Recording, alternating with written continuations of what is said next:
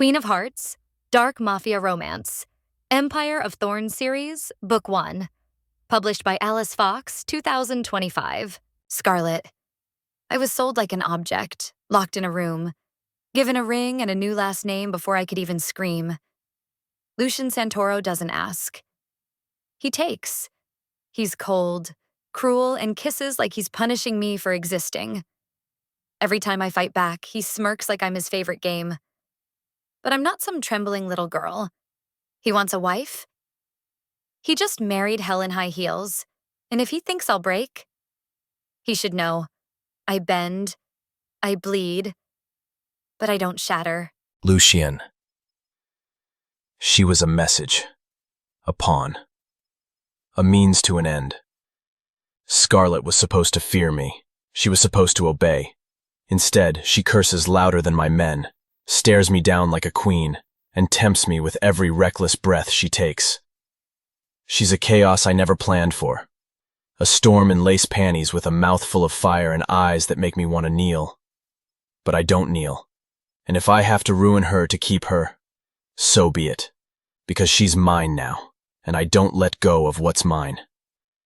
This is the first book of the Empire of Thorns series. Reading order: Queen of Hearts, Queen of Spades, Queen of Ashes. Knock, knock. Scarlett, hurry up and get your sexy ass out of the bathroom. You're coming either way, there's no escaping it. Lindsay screamed at me as she viciously assaulted the door, which I gracefully, and thankfully, locked. If I didn't, that insane thing I call my friend would be all over me. Coming, I said regretfully, hands trembling as I clicked the lock and turned the gray doorknob sideways. It opened quickly, and I stepped out of my little safe place into the light of their never-changing, opinionated gazes. Fucking fection, Jared anointed, making me do a spin to get the full view of the little black dress. A flimsy piece of fabric that clung close to my body. By flimsy, I mean I looked like a stripper. The dress, although presumptuous on me, wasn't hideous, but it wasn't even mine, which was a good thing. If it were, it would have been in the garbage chute a long time ago. The tightness restricted my movement and gave me a deep fear that if I moved too much, I'd rip the seams. It was so tight that if I did the splits, not only would I rip my asshole, but the dress would completely split in half. I can barely even breathe. I choked, but my two friends just laughed and continued trying on clothes. Lindsay in a low-cut dress, her boobs nearly making a run for it, and Jared switching through shirts and pants like it was speed dating. It's all about the cause. You look like a slut, and guys want that. Lindsay smiled, eyeing me like she was proud of her creation. The only reason I even knew Lindsay was because she'd been my college roommate, before I dropped out, and she got kicked out for sleeping with teachers. She was, how do I say this nicely? A whore. Okay, sometimes she was tolerable. Her confidence was sky high, but she found way too much joy in contouring her boobs, and I didn't even want to try telling her they looked like a makeup truck crashed into a flat wall. Women are not just sex dolls, I dared to say. That only made her laugh. Well, you definitely should be, she said, her laugh echoing around the room. With all your self-proclaimed virginity, it's really starting to piss me off. Plus, it scares away men. Like, we get it, Scarlett, Jesus. Lindsay smiled as she said it, but the words were full of toxicity. Not even the brightest smile could mask it. No one will want to fuck you, let alone be with you, if you're so... She paused, looked me up and down, smirking like a venomous little snake. You.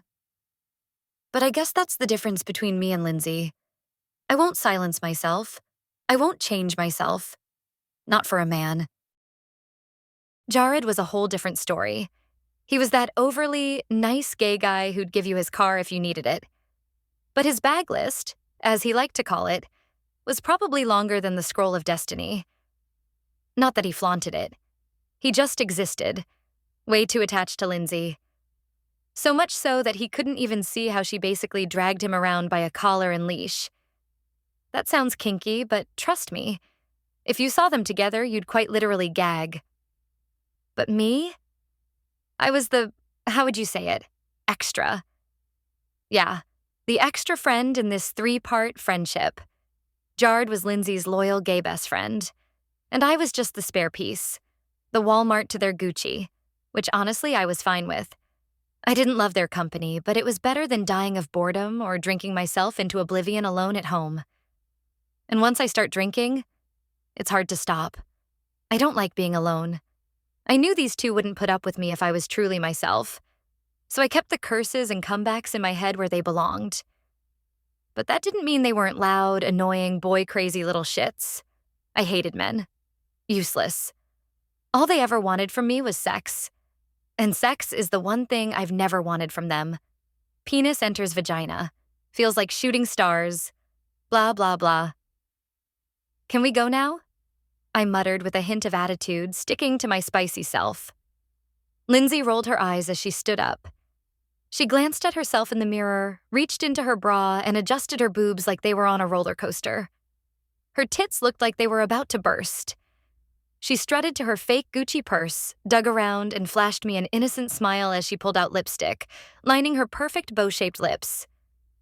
"You're the DD," she screamed suddenly, grabbing Jared's hand and bolting toward the car parked in her ridiculously long driveway. Did I mention Lindsay was rich? Like, crazy rich. Daddy's money kind of rich. And yet, she still rocked counterfeit brands. Probably because she buys and resells them for way more. But hey, maybe I'm wrong. Sighing, I gripped the car keys. Designated driver. Again. Fucking whores. The drive was short, loud, and painfully annoying, filled with screams about how we were going to get drunk, fucked, and party until our asses fell off. Number just you guys. I wanted to say. But I didn't. The club, Club Minx, was the biggest in New York. Anyone who was anyone had been there at least once. The pulsing music hit like a wave the second we stepped inside. Security didn't even bother checking IDs. Just our bodies. Sexual pigs, I muttered under my breath. Before I could even blink, I was being dragged to the bar, only to be instantly abandoned. Alone. In a loud, crowded social hell I didn't ask for. Regret settled in faster than the overpriced vodka. I practically stumbled my way to the car, terrified. My arms wrapped around my body as the chilled wind rushes over me. The cool January temperatures chilled and dry. My feet tripping all over themselves. Shit, my words loud as I grip at my hair. I could feel my body wanting sleep. Throwing open the door, I put the keys in the engine. My body shaking as I reverse and pull out onto the roadway. I was in no way in driving condition, but fear had taken over every part of me. But it was when I felt the cold barrel of a gun on the back of my head that really scared me. I felt breathing on the back of my neck, unfamiliar. "Pull off under the overpass," he said, his voice laced with evil. "Well, what?" I stutter as I gripped the steering wheel harder. Looking into the driver's mirror, I tried my best to get a description of the man, just in case I fucking die. Black-haired man, shades covering his eyes and tattoos sprouting from the collar of his shirt. It looked like the butt of a sword. Are you going to kill me?" I asked. I have heard of these stories before. I was so stupid to leave the car unlocked. "Pull off," he growled as he pushed the gun into the back of my skull. So I pulled off, turning and stopping, and for a brief moment he took away the gun. So I used this, and quickly threw open the door and turned on my heels and I ran. I ran as fast as I think I have ever before. This isn't how I was going out. But my body couldn't resist the drug in my system. What I failed to see was the second man, waiting for me in the darkness. My car's headlights blinding me just as I run into the second man's chest. Both of their eyes on me as they laughed as the drug started to collapse me. The world a blurry mess as I fought to keep my eyes open. She's a pretty one, but she won't last a second. And that was the last thing I heard before my world faded to black and I felt myself getting dragged back to my car and my body being lifted and tossed into the back. Chapter 2. 1345. 1346. 1347. The seconds fall past me as I sit there, the darkness closing me closer into the cage. So you are new to this? A raspy voice as well as the clang of bars catches my attention. Yeah, you, I stutter nervously as I talk to the voice. Come on, Scarlett, you're braver than this. No, I've been sold a few times. Always given back. The woman gasped, making my heart drop. A few times? I'm fucking dead. D-E-A-D. Dead. She then asked, "What's your name?" "Scarlett, yours?" "Madeline," she answered, and a brief silence landed between us. I wonder if anyone's looking for me. She broke the silence to say, "How did they catch a pretty one like you?" Madeline chuckled, not a real laugh, but the fake one that's from the voice of someone who's seen a lot of bad things. "I think I was drugged. They got me in the car." I muster and she reached through the bars to grab my hand, my instinct to pull away. "That's likely. They got me the same way," she whispered, but then looked around. "Look, I have been here a long time and have seen a lot of pretty women come and go. But I can tell you now that this is going to be really bad for you," she said in a hushed voice. "What are you?" I try, but she continues. Her grip tightened around my wrist as she continued, her words scaring me. "Whatever they do to you, do not fight it. It's worse if you fight it." "Okay." I nod, ripping at my hand. "Don't run, because they will find you. And the punishments for running are worse than a nightmare." Her words come to a stop as a man walks by our cages, her eyes darting away from me until he's out of sight. "Lastly, don't let him win. Don't let him break you, because then you will lose yourself." Her words running through my head. Her blonde hair cut short, to the length that's just past her shoulders, the age on her skin proving her age to be older than me. "Why are you telling me this?" I asked, and she shot me a look. "Because you seem like the kind of girl I would have wanted to get to know. I have seen some pretty girls have terrible things done to them." "What kind of things?" She looked me in my eyes, and her eyes looked so dead I shivered.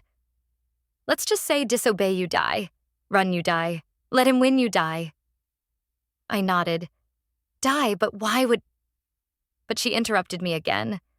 "The last man who bought me bought another girl too. She was like you, full of spurt and questions.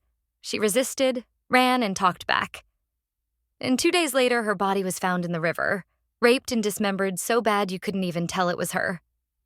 But I knew it was, and that shut me up, and I hugged my knees to my chest. As far as I could see, there was about 18 cells, each filled with someone, cries echoing and scream emulate through the walls like sirens. Remember those, and maybe, just maybe, you'll make it," she whispered before the lights turned on. Screams becoming 10 times louder and my heart thudding. In my ear hit that much harder. Water quickly sprayed onto us, cold freezing water showered down at me as I scream, putting my hands in front of my face. "Everyone strip and clean yourselves now." An older man's voice hollered around the block, the people quickly removing their clothes. "Don't fight it, be smart." With shaky hands, I drew off the strap of the short dress, making it fall to the wet floor, my lacy underwear falling shortly after. The stream washing over my black hair, the water then continuing down my back and legs. "Time's up, princess. You will now be assessed based on looks and health. If you don't make the cut, sad to say you don't make it out alive." A nicely dressed man laughs, hair back into a tight bun, while his pervert creep eyes looked over each and every one of us, gaping at our bodies. He was young, brown hair and brown eyes, but he looked monstrous. Eyes stopping at me. "You." He smiles, pointing his finger directly at me and gesturing for me to come closer. A man in a beige suit, the kind your friendly janitor might wear, though there's nothing friendly about him, unlocks the door. All eyes are on me as I step out. Whistles echo through the room, guards leering openly as their attention locks on me. "What's your name, princess?" He purrs, placing one calloused hand under my chin and the other on my waist. 1,000 snarky replies rush to my lips, but I bite my tongue. I try. Out of the corner of my eye, I catch the girl I spoke to earlier. She's staring straight at me, wide-eyed, silent. When I speak, I see her flinch, then turn away. Scarlett. And I'm not your fucking princess, I say flatly, standing tall. No matter what happens, I'd rather die than be someone's whore. Not now. Not ever. Gentlemen, he calls out, grinning as he throws his arms in the air. Looks like Scarlett is going to be our priciest piece. Get her to Tien. The guards leer, their eyes all over me like they've already paid the price. Don't fucking touch me, I growl, knowing full well that saying it only makes it worse. Quickly, I'm shoved away from him. Two tall men flanking me, one on each side, dragging me down a narrow hallway. Who's Tien? I ask. They don't answer. Just give me a once-over, my naked body on display. Then smirk and look away. Their silence shuts me right up. The hallway's dim and cracked, walls chipped and stained with time. But what else would you expect in a place like this? Jared and Lindsay are probably passed out drunk in someone's bed. Laughing, not giving a single shit. They can rot in... You got a nice fucking ass. I'd love to tap that. I spin around fast, not even bothering to cover myself. Full display. Let the pigs gawk. I just glare. He chuckles, smug and sleazy. Well, I'd love to shove a whole-ass breadstick up your asshole. He shuts up real fast. A metal door ahead beeps, unlocking with a code. It swings open, revealing a sterile room with a single chair in the center. Spotlighted like I'm about to perform or be executed. So what am I supposed to do now? Sit and go fuck myself, I mutter, hopping into the chair and crossing my legs like a queen. The two guards just stare, biting their lips like dogs in heat. Boys, I gotta fix her up. Step out. A voice, male, deeper, sharper, cuts through the air behind me. The guards groan, but they obey, slamming the door behind them with a loud clang. I jump slightly as a pair of hands land on my shoulders. They're steady, cold. Then fingers thread through my hair, curling and twisting, pulling with practiced skill. How old are you? He asks, lifting my chin and prying open my mouth like I'm livestock. He checks my teeth, notes something on a clipboard. Somewhere between none of your business and go suck your own ass, I say with a grin. He doesn't laugh, just glares, eyes sharp enough to slice skin. The kind that says, tell me or I'll make you wish you had. 21, I mutter, jaw tightening. He nods, then starts plucking and dabbing at my face. A beauty blender pounds into my cheeks with surgical force. Each bounce feels like a slap. I don't flinch, but I swear, if he tries eyeliner, someone's losing a finger. Quickly, I'm shoved away from him. Two tall men flanking me, one on each side, dragging me down a narrow hallway. Who's Tien? I ask. They don't answer. Just give me a once-over, my naked body on display. Then smirk and look away. Their silence shuts me right up. The hallway's dim and cracked, walls chipped and stained with time. But what else would you expect in a place like this? Jared and Lindsay are probably passed out drunk in someone's bed. Laughing, not giving a single shit. They can rot in... You got a nice fucking ass. I'd love to tap that. I spin around fast, not even bothering to cover myself. Full display. Let the pigs gawk. I just glare. He chuckles, smug and sleazy. Well, I'd love to shove a whole-ass breadstick up your asshole. He shuts up real fast. A metal door ahead beeps, unlocking with a code. It swings open, revealing a sterile room with a single chair in the center. Spotlighted like I'm about to perform or be executed. So what am I supposed to do now? Sit and go fuck myself, I mutter, hopping into the chair and crossing my legs like a queen. The two guards just stare, biting their lips like dogs in heat. Boys, I gotta fix her up. Step out. A voice, male, deeper, sharper, cuts through the air behind me. The guards groan, but they obey, slamming the door behind them with a loud clang. I jump slightly as a pair of hands land on my shoulders. They're steady, cold. Then fingers thread through my hair, curling and twisting, pulling with practiced skill. "How old are you?" he asks, lifting my chin and prying open my mouth like I'm livestock. He checks my teeth, notes something on a clipboard. "Somewhere between none of your business and go suck your own ass," I say with a grin. He doesn't laugh, just glares, eyes sharp enough to slice skin. The kind that says, "Tell me or I'll make you wish you had." 21, I mutter, jaw tightening. He nods, then starts plucking and dabbing at my face. A beauty blender pounds into my cheeks with surgical force. Each bounce feels like a slap. I don't flinch, but I swear, if he tries eyeliner, someone's losing a finger. Stand. His voice is flat, no emotion, as he strides toward a stack of clothes. No, lingerie. He holds it up like it's a perfectly normal outfit for the day. "You want me to wear that?" I choke, eyeing the scraps of lace like they might bite me. He doesn't flinch, just looks at me over his glasses. One eye sharp blue, the other fogged in gray. "They'll kill you, little girl. Put this on." He pauses. "Or maybe I'll just fucking shoot you right here, right now." I nod fast, slipping the pieces on without another word. His eyes never leave me. I bet he lives for this part. Sick fuck. I wonder what the hours are. Do they offer dental? "A thing like you won't last long," he mutters, placing a cold finger under my chin and lifting it. I smirk. "And an old fucker like you doesn't have long to last. So I guess we both drew the short straw." He snorts, stepping back, setting his makeup brushes down on a sterile metal tray like he's prepping a corpse for display. "Are you a virgin?" he asks, casual, like he's asking if I take cream in my coffee. "Yep." I pop the P, just to piss him off. He frowns, scribbles something on his clipboard. Like this is some kind of sick scavenger hunt and my trauma is the grand prize. "Do you masturbate?" Tian asks, eyes narrowing. "Excuse me?" "Answer the fucking question, you dumb slut. Or would you prefer I get someone to beat it out of you?" My jaw locks.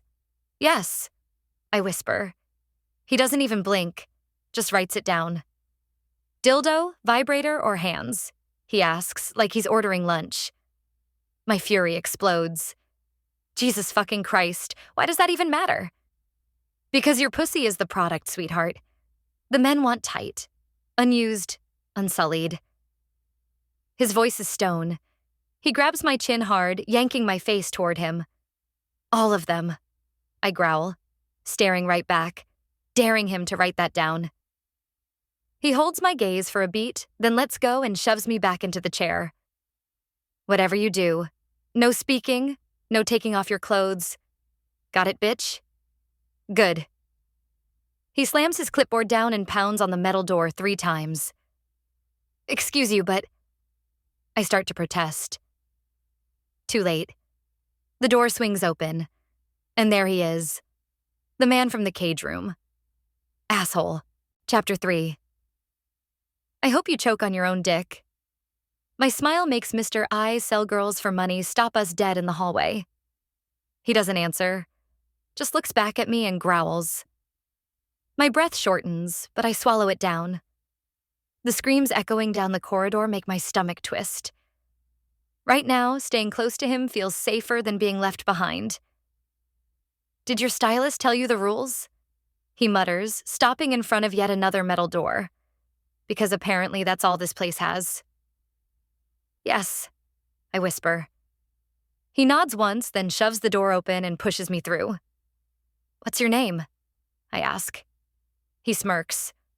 "Edward." And just like that, he slams the door shut behind me. Darkness, rotting walls, the low stink of fear. The room is barely lit and utterly disgusting. Cracked tile, Moldavian inhuman. "They're going to eat you alive, little girl." A voice drawls from across the room.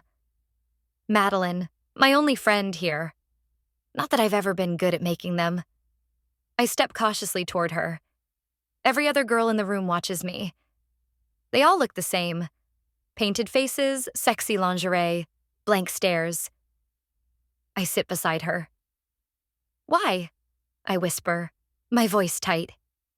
Who wouldn't want a hot slut as their first choice? She grins, unapologetic. I glance around. Some girls nod, others just look away.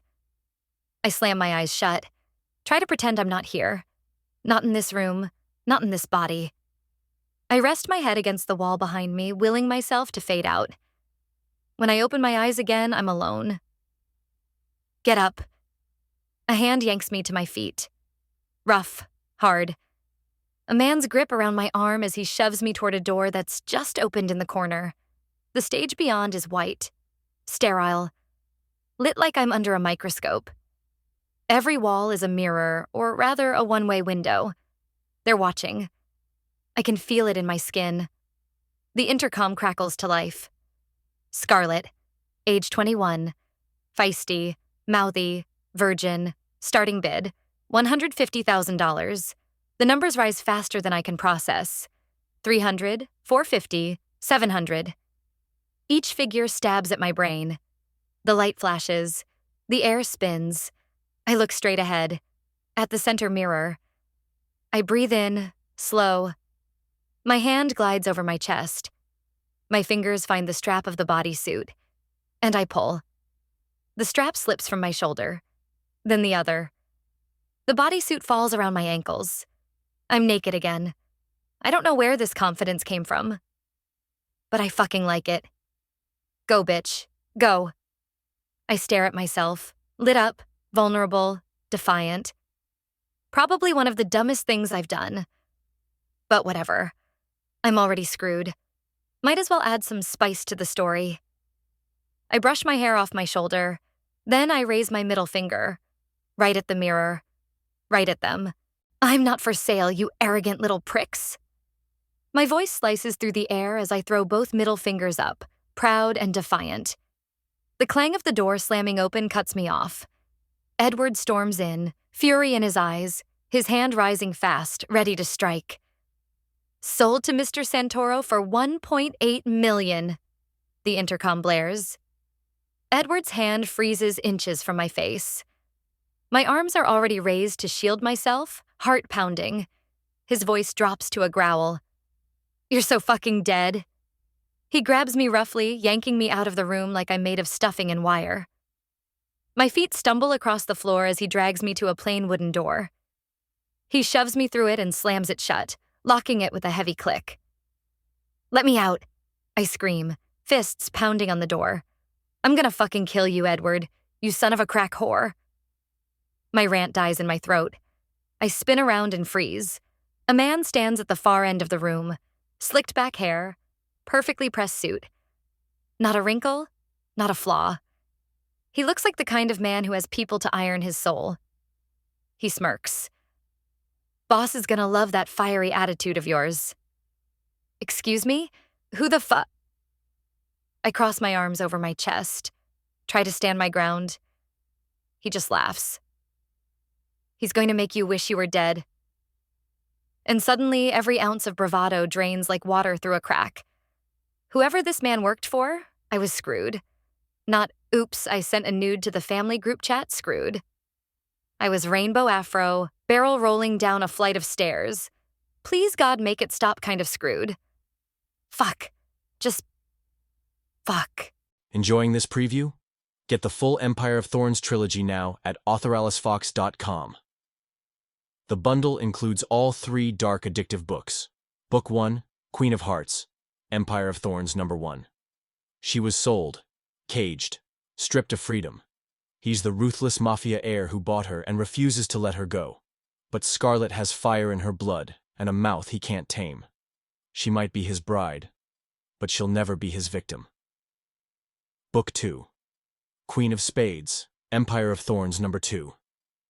Scarlett swore she'd never love the man who kidnapped her, but now Lucien is more than her captor. He's her obsession. Blood has been spilled, enemies are closing in, and their twisted marriage may be the only thing that can save them. Book 3, Queen of Ashes, Empire of Thorns #3. She died for him and came back changed. Now she's haunted. He's unraveling. Love this twisted doesn't heal. It consumes. And when the past comes hunting, someone won't survive. Your next obsession is just a click away. Grab your copy today and dive into the dangerous world of Empire of Thorns. All audiobooks have dual narration for an immersive experience.